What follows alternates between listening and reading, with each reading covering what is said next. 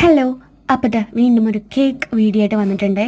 ഇത് 2 kg വന്നിട്ടുണ്ടായിരുന്ന black forest കേക്കായിരുന്നു. ഈ കേക്കിൻ്റെ ഒരു പ്രത്യേകത എന്ന് വെച്ച് കഴിഞ്ഞാൽ എഗ്ലെസ് ആയിട്ട് ചെയ്തിട്ടുണ്ടായിരുന്ന കേക്കായിരുന്നു. അപ്പോൾ നമ്മുടെ കസ്റ്റമറിൻ്റെ ആകെയുള്ള ഒരു റിക്വയർമെൻ്റ് എന്ന് വെച്ചിട്ടുണ്ടെങ്കിൽ 2 kg എഗ്ലെസ് കേക്കും അതുപോലെ തന്നെ 2 kg സ്ക്വയർ കേക്ക് അത് ബ്ലാക്ക് ഫോറസ്റ്റ് എഗ്ഗ് വെച്ചും ചെയ്യാൻ വേണ്ടിയിട്ടായിരുന്നു.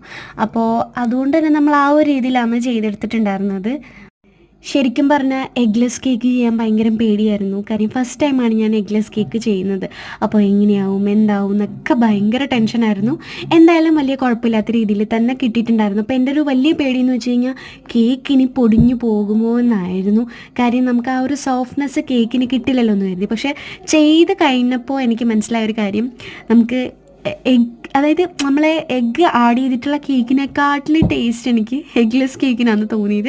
എല്ലാവർക്കും അങ്ങനെ തോന്നണമെന്നില്ല, പക്ഷേ എനിക്ക് പേഴ്സണലി ഒത്തിരി ഇഷ്ടപ്പെട്ടിട്ടുണ്ടായിരുന്നു. പിന്നെ നമുക്ക് മോയ്സ്ചർ കണ്ടൻറ്റ് നിൽക്കണമെന്നുണ്ടെങ്കിൽ കേക്കിന് നല്ല കുറച്ചധികം തന്നെ ഓയിൽ ചേർത്ത് കൊടുത്താൽ മതി എന്നാണ് എൻ്റെ ഒരു തോന്നൽ. അതുകൊണ്ട് തന്നെ ഞാൻ കുറച്ചധികം ഓയിൽ ചേർത്ത് കൊടുത്തിട്ടുണ്ടായിരുന്നു. അങ്ങനെയായിരുന്നു കേക്ക് ചെയ്തിട്ടുണ്ടായിരുന്നത്.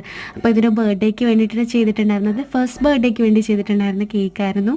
അപ്പോൾ കുട്ടീൻ്റെ ഡ്രസ്സിൻ്റെ കളറിൽ തന്നെയാണ് നമ്മൾ കേക്കെല്ലാം ഫുള്ള് കംപ്ലീറ്റ് ചെയ്തിട്ടുണ്ടായിരുന്നത്. അപ്പം സ്ക്വയർ കേക്കിൻ്റെ വീഡിയോ ഞാൻ അടുത്ത ദിവസം തന്നെ ഇടുന്നതായിരിക്കും. അതായത് അതിൻ്റെ ഒരു ഫ്രോസ്റ്റിംഗ് വീഡിയോ ഞാൻ അടുത്ത ദിവസം അപ്ലോഡ് ചെയ്യുന്നതായിരിക്കും. 2 kg കേക്ക് ആണെങ്കിലും 3 kg വലിപ്പത്തിലാണ് നമ്മൾ സ്ക്വയർ കേക്ക് ചെയ്തിട്ടുള്ളത്. അത് നമ്മൾ പേസ്ട്രി പോലെ തന്നെ കട്ട് ചെയ്ത് കൊടുക്കാനായിരുന്നു കസ്റ്റമർ പറഞ്ഞിട്ടുണ്ടായിരുന്നത്. അപ്പോൾ ഫൈനൽ ലുക്ക് വന്നിട്ടുണ്ടായിരുന്നു ഇതാണേ.